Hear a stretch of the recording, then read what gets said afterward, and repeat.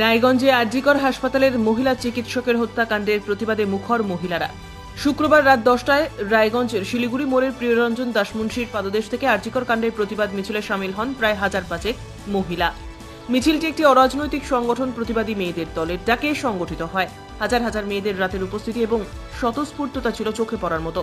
মিছিলের স্লোগান ছিল, করবে যত কণ্ঠরোধ, বাড়বে তত প্রতিরোধ।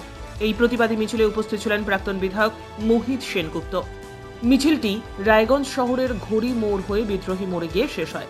মশাল সহযোগে এই মিছিল দেখতে হাজার হাজার মানুষ রাতেও রাস্তার মোড়ে মোড়ে দাঁড়িয়ে উৎসাহ দিতে থাকেন।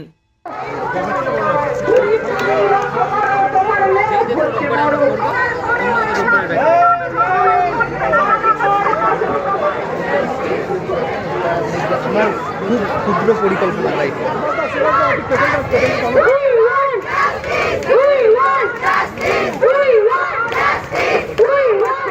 মুখ্যমন্ত্রী জবাব দাও। সামনে থেকে